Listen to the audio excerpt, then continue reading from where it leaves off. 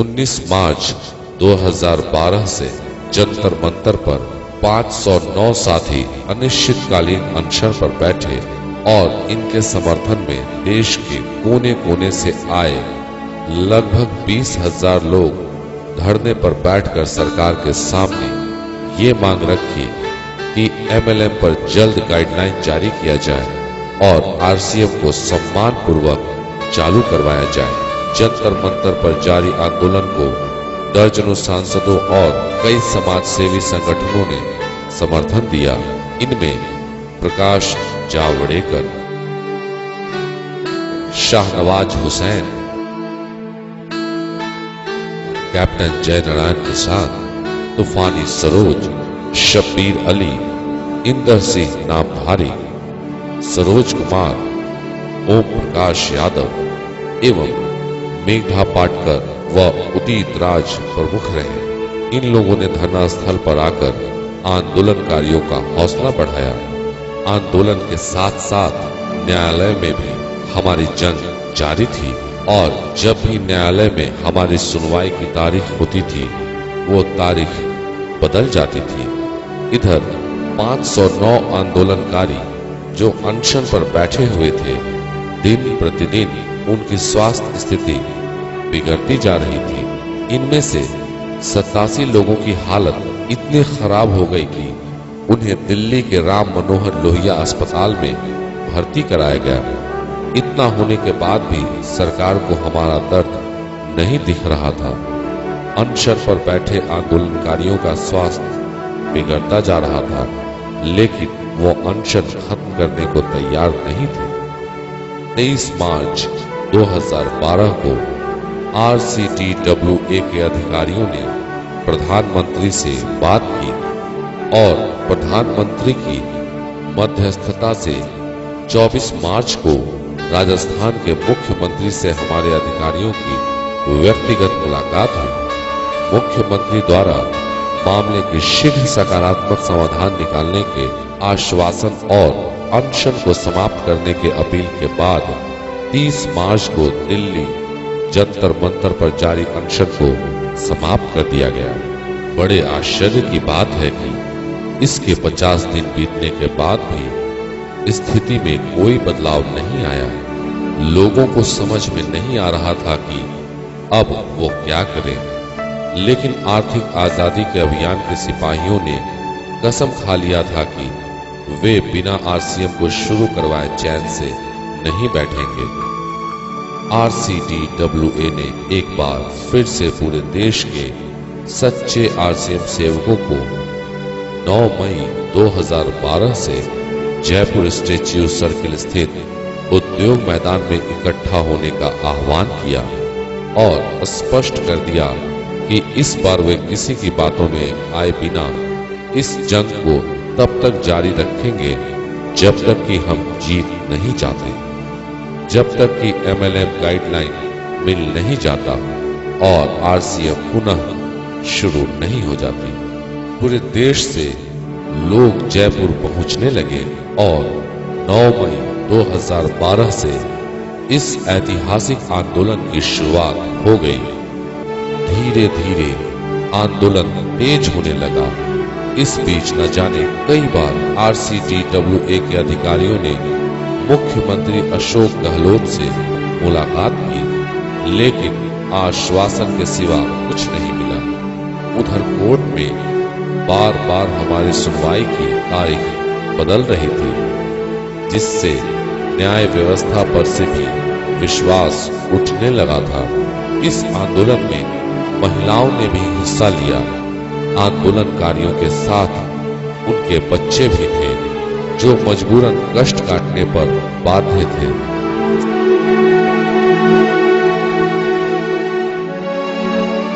सरकार की हठधर्मिता से इनकी पढ़ाई लिखाई बाधित हो रही थी और इनका भविष्य खराब हो रहा था। जैसे जैसे दिन गुजरते जा रहे थे, सरकार के साथ साथ प्रकृति भी इन आंदोलनकारियों का इम्तिहान ले रहा था। 9 मई 2012 को शुरू हुआ आंदोलन जून माह में प्रवेश कर चुका था और पूरे जोशो जुनून के साथ जारी था।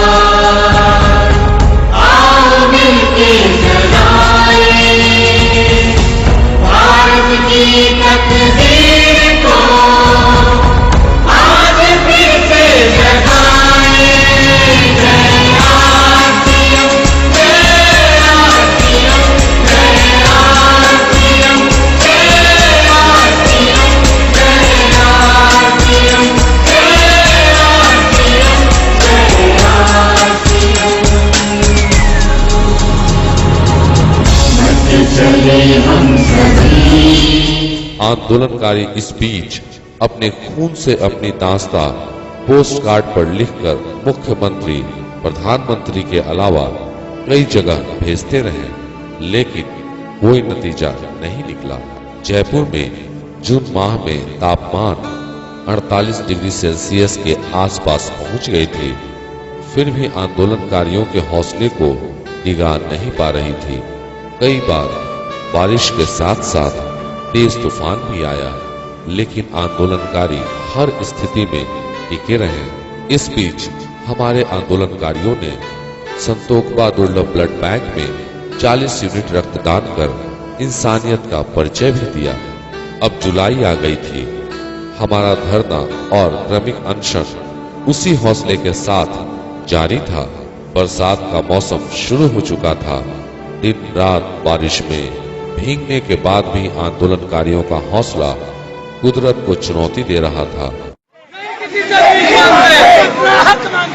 किसी से भीख मांगते, हक मांगते, नहीं किसी से भीख मांगते, मेरे पर गाइडलाइन लाना होगा, मेरे पर गाइडलाइन लाना होगा।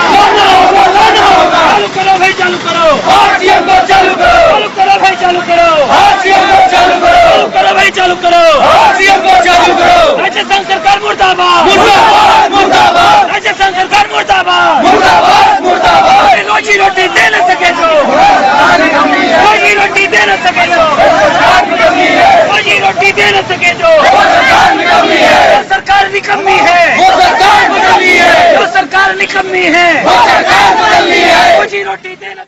उनका जज्बा ये चीख चीख कर कह रहा था कि प्रलय ही क्यों ना आ जाए, बिना इस लड़ाई को जीते हुए यहाँ से जाने वाले नहीं हैं।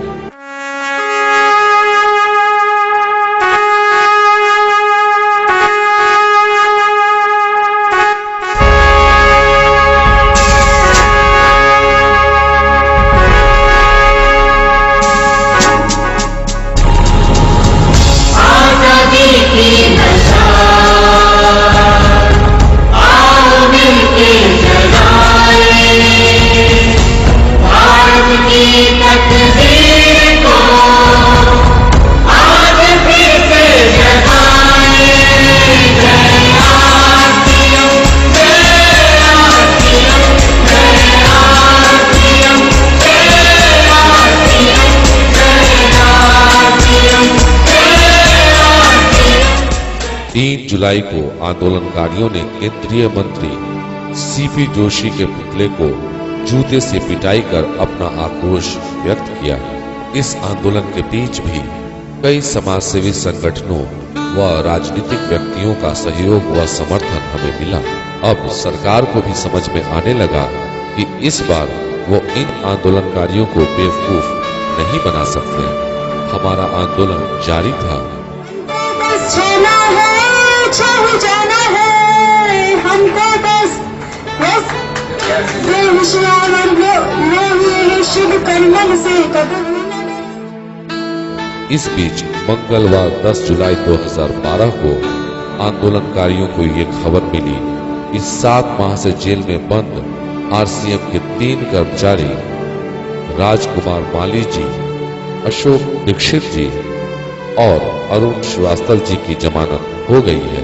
ये लोग हमीरगढ़ पुलिस द्वारा छापे की कार्रवाई के दौरान गिरफ्तार किए गए थे। साथ ही साथ त्रिलोक चंद्र छाबड़ा जी और सौरभ जी को जयतारण वाले मामलों में जमानत के अलावा कई मामलों में समझौते भी हो गए। एक साथ इतनी सारी सकारात्मक संदेशों को सुनकर आंदोलनकारियों में खुशी की लहर दौड़ गई। 11 जुलाई 2012 को जब ये तीनों कर्मचारी जेल से बाहर निकले तो आंदोलनकारियों ने जेल के बाहर फूल मालाओं से इनका स्वागत किया। आंदोलनकारियों की मांगे थी कि सरकार MLN पर गाइडलाइन जारी करे और RCM की वितरण व्यवस्था को पूर्ण रूप से बहाल किया जाए। सरकार ने एक चाल और चली, उसने गाइडलाइन भी बना दी, लेकिन उस गाइडलाइन का पालन करते हुए RCM कभी शुरू नहीं हो सकती थी। हमारे वकील ने इस गाइडलाइन पर असहमति जताते हुए अपने स्तर से गाइडलाइन की रूपरेखा तैयार कर सरकार को दी। 29 अगस्त को गुस्साए आंदोलनकारियों ने CP जोशी का पुतला फूका। इस दिन CP जोशी का जन्मदिन भी था। हमारा आंदोलन मई से अगस्त महीने में प्रवेश कर गया था, लेकिन आंदोलनकारियों के चेहरे पर मायूसी तक नहीं थी। कारण था आज से दुखदाई, अंतिम सघन परीक्षा का कारण था आज से दुखदाई। अननीति सरकार यहाँ की देख न पाई क्षमता को, इसको पता नहीं था कि 9-8 महीने तक क्रांतिकारी आंदोलन करेंगे। अननीति सरकार यहाँ की देख न पाई क्षमता को, अननीति सरकार यहाँ की देख न पाई क्षमता को, और भारत में ही RCM की चोट लगी थी ममता को। आंदोलनकारियों ने सरकार को रिझाने के लिए कई बार मौन धारण तो कई बार सिर भी मुड़वाया। आंदोलनकारियों द्वारा कैंडल मार्च और उस मशाल जुलूस को भला कौन भूल सकता है, जिसमें आंदोलनकारी भारत मां की जय के नारे लगा रहे थे।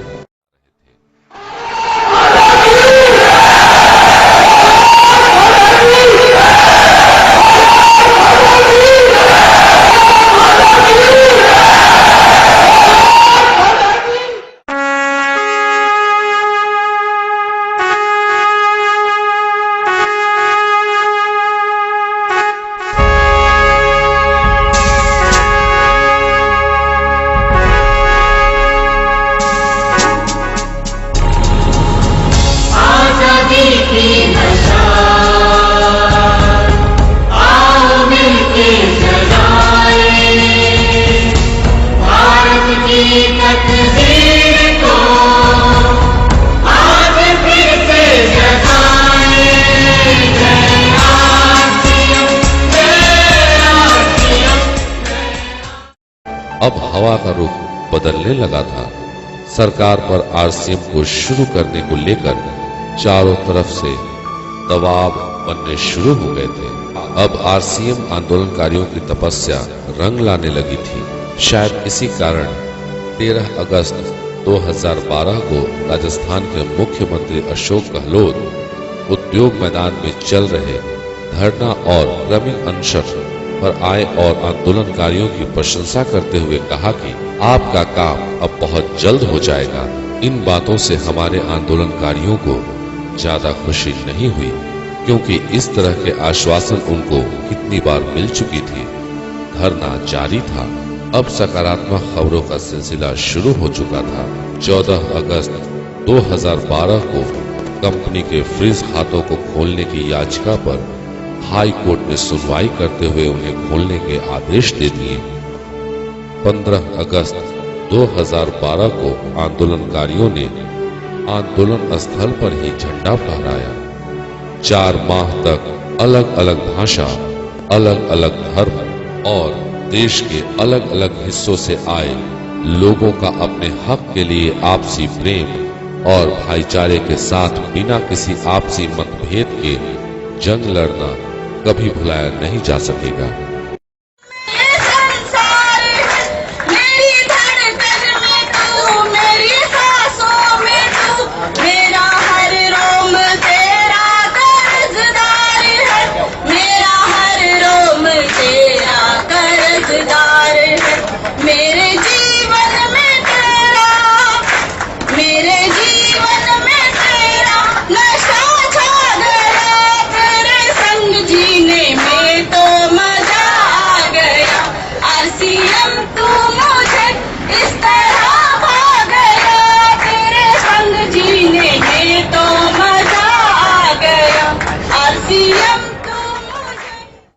30 अगस्त 2012 का दिन आंदोलनकारियों के लिए सबसे बड़ी खुशी की सौगात लेकर आया।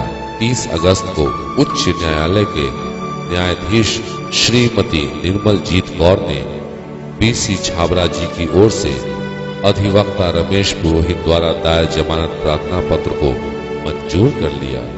15 दिसंबर 2011 को परिवादी राजेंद्र बिरला ने भारतीय दंड संहिता की धारा 420 व इनामी चीट फंड व धन परिचालन स्कीम पाबंदी अधिनियम 1978 के तहत मामला दर्ज कराया था। 1 सितंबर 2012 को जब बीसी जी जेल के बाहर निकले तो उनका भव्य स्वागत किया गया। 1 सितंबर को बीसी छाबड़ा जी धरना स्थल पर पहुंचे तो आंदोलनकारियों की खुशी का ठिकाना नहीं था। यह दिन आंदोलनकारियों के लिए किसी त्योहार से कम नहीं था। बीसी छाबड़ा जी ने आंदोलनकारियों को संबोधित करते हुए कहा कि अब आरसीएम को शुरू होने के बाद दुनिया की कोई ताकत नहीं रोक सकती है। अब आरसीएम वो करेगा जिसकी कल्पना पहले किसी ने भी नहीं की होगी। अब शायद हम जीत के एकदम करीब आ गए थे। अब हमें त्रिलोक चंद्र छाबड़ा जी के बाहर आने और सरकार द्वारा हमारे आरसीएम के अनुरूप गाइडलाइन का मिलना शेष रह गया था। ऊपर वाले ने वो दिन भी दिखाया। 25 सितंबर 2012 हमीरगढ़ मामले में भी त्रिलोक चंद्र छाबड़ा जी की जमानत मंजूर हो गई और कई मामलों में समझौता पहले ही हो चुका था। अब मात्र एक मामला शेष था। 28 सितंबर 2012 को सायला के आखिरी मामले में भी उन्हें जमानत मिल गई। आंदोलनकारियों को सबसे ज्यादा इंतजार इसी दिन का था। अब आंदोलनकारियों को बस इंतजार था उन्हें अपने बीच देखने की। 19 सितंबर 2012 को छाबड़ा जी जेल से बाहर आए और सीधे धरना स्थल पर पहुंचे। यह दिन आंदोलनकारियों और त्रिलोक चंद्र छाबड़ा जी दोनों की जिंदगी का सबसे हसीन दिन था। यह पहला मौका था जब किसी कंपनी का सीएम भी इतने सम्मान के साथ जेल से बाहर आया हो और उसके लिए 150 दिन तक आंदोलन किया गया है।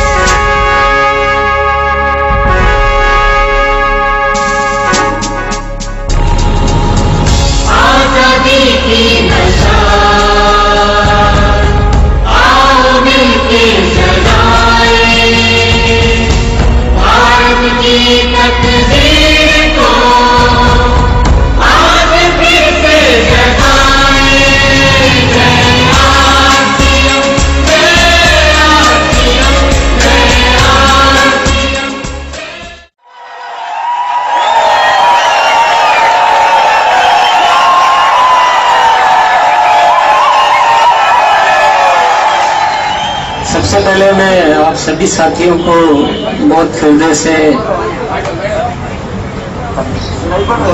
धन्यवाद। सब मुझे बहुत छोटा सा लग रहा है कि जो कुछ आपने किया है वो मेरे लिए बहुत ही महत्वपूर्ण बात है, बहुत हृदय को छूने वाली है। मतलब शब्द में नहीं सोच पा रहा हूँ क्या बोलना चाहिए, लेकिन वाकई कुछ अद्भुत काम आपने किया है। कोई नहीं सोच सकता कि इस तरह का कुर्बानी आप लोग दे सकते हैं। ये एक आम घटना नहीं है, एक बहुत विशेष घटना है और आपके इस प्रेम भाव में, इस जज्बात ने मुझे आपका कायल बना दिया है। इस आरसीएम के माध्यम से इस देश में बहुत कोई क्रांतिकारी काम किए बिना मुझे भी चैन मिलने वाला नहीं है।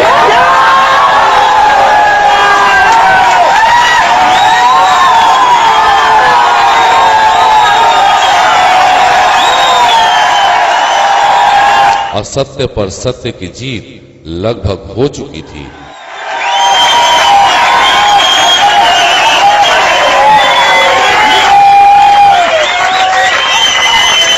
जब 25% काम होने पर ही ये घटना हो गई है, तो आगे इतनी बड़ी तैयारी करनी कि इसको 100% तक आगे अब कोई रोक नहीं पाए, कोई चुनौती।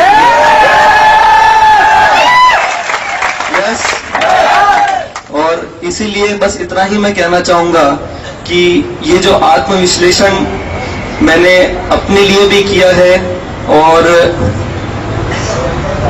मेरा कितना कमिटमेंट है इस काम को लेकर के या आप लोगों के प्रति मेरी क्या जिम्मेदारी है, उसके बारे में मैंने बहुत कुछ सोचा है और पूरी तरह से तत्पर है कि जितना अपना दे पाएंगे उतना सब कुछ इसमें इस सिस्टम के लिए, क्योंकि ये बहुत बड़ा अभियान है और इसके लिए जो देश के लिए जैसे बताई कि जो स्थिति इतनी बुरी है, ये अंदर मैंने और भी बहुत गहराई से देखा कि बहुत ज्यादा बुरी स्थिति है इस देश की, और जो बाहर रहकर के कभी भी एहसास नहीं हुआ था कि इतनी ज्यादा बुरी स्थिति है क्या।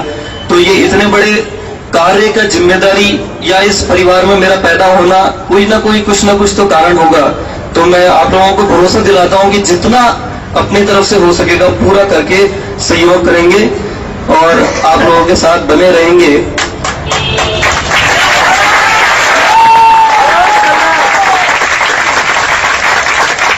और अब हमको आगे इस कार्य को, ये जो हमको एक आत्मविश्लेषण करने का समय मिला, उसके बाद एक ही चीज आखिरी में कहना चाहूंगा कि इस सिस्टम को, इस काम को एक अब सिस्टम से करने की जरूरत है और आगे ऐसा मजबूत सिस्टम बनाना है कि कोई हमें दुनिया की ताकत फिर इसे रोक नहीं पाए।